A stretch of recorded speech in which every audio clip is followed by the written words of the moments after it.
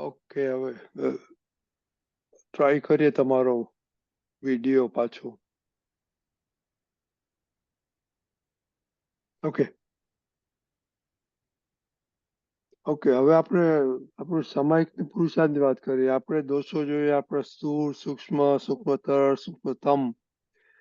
હવે આપણે બિહારી આનંદજી, આપણે આપણા જે માણસોને આપણે ગમતા નથી, આપણને નથી ગમતા, તો એમના પ્રતિક્રમણ કરવાના છે.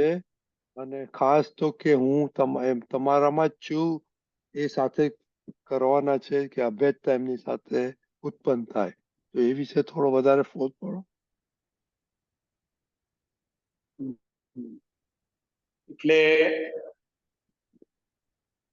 કોઈ પણ જે માણસ છે એ રાગ અને દ્વેષથી બંધાયેલો છે, અને એ રાગ દ્વેષનું જે બંધન છે એના કારણે ઘરમાં હોય કે આજુબાજુ હોય, ઘણી વ્યક્તિઓ એને ગમે, ઘણી વ્યક્તિઓ નાય ગમે. ઘણી વ્યક્તિનો વ્યવહાર એને પૂછ્યા કરે, ઘણી વ્યક્તિનો વ્યવહાર એને બહુ ગમે. એટલે આ બધું એને ઘેર બેઠા મિત્ર વર્તુળમાં, ધંધાની જગ્યા ઉપર અનુભવમાં આવે. કારણ કે તમે આખો દિવસ જોશો તો આપણે 25-50 વ્યક્તિઓ સાથે જ વ્યવહાર થતો હોય છે. આ તો 25-50 હું વધારે બોલ્યો, પણ બહુ ઓછી વ્યક્તિઓ સાથે વ્યવહાર થતો હોય છે. હવે જે વ્યક્તિ સાથે જેવો વ્યવહાર હોય, જેવો હિસાબ હોય, એ પ્રમાણે એની સાથે વ્યવહાર થાય છે.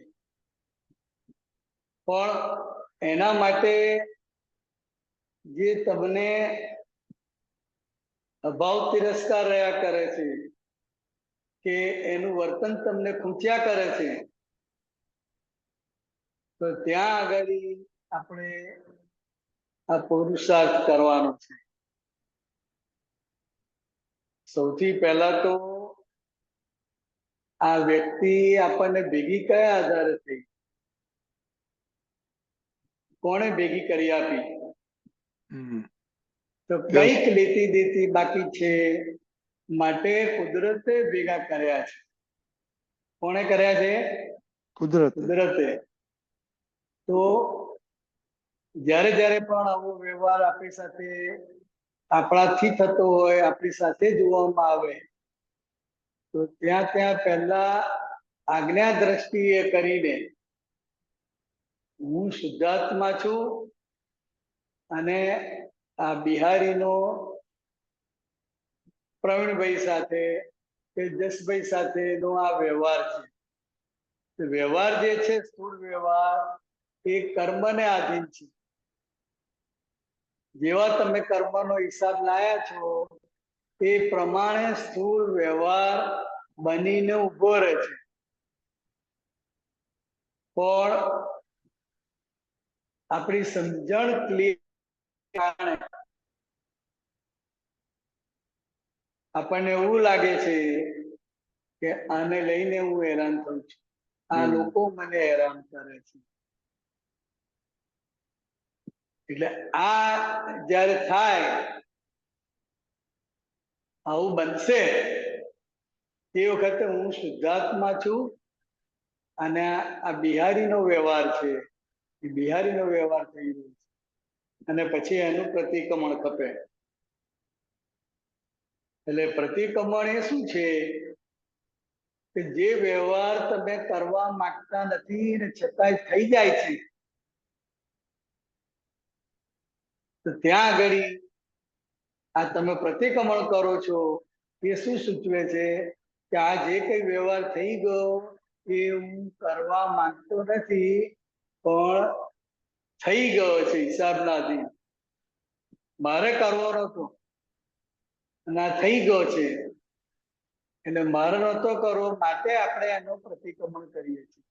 એટલે પ્રતિક્રમણ કરીને આપણે જે વ્યવહાર થઈ ગયો છે એની પાછળ આપણી જે સહી હતી, સહી સિક્કા હતા, એ આપણે પાછા લઈ લઈએ છીએ. એટલે આ પ્રતિક્રમણ ખપે. બરાબર. એટલે આમાંથી અભેદતા પણ ઊભી સૌથી થાય. પહેલા આજ્ઞા દ્રષ્ટિ, ના એટલે સૌથી પહેલા આજ્ઞા દ્રષ્ટિએ કરીને જોઈએ ને, હા, તો એ કરતા ના દેખાય એટલે અભેદતા ઊભી થાય. બરાબર છે. જ્યાં સુધી સામેની વ્યક્તિ કરતા દેખાય છે ત્યાં સુધી તમને ભેદ પડ્યા કરે અને તમને અભેદતા ઊભી થાય નહીં. પણ વ્યવસ્થિત શક્તિ કરતા છે અને મારા હિસાબના આધારે બધા નિમિત્તો ભેગા થાય છે, એ સમજણ પાકી થાય એટલે પછી વ્યક્તિ માટે ભેદ ના પડે, બરાબર છે. પછી અભેદતા ઊભી થાય. બરાબર. ખ્યાલ આવ્યો હા, રજનીભાઈ? બરાબર. બહુ સરસ. બરાબર છે. હમ.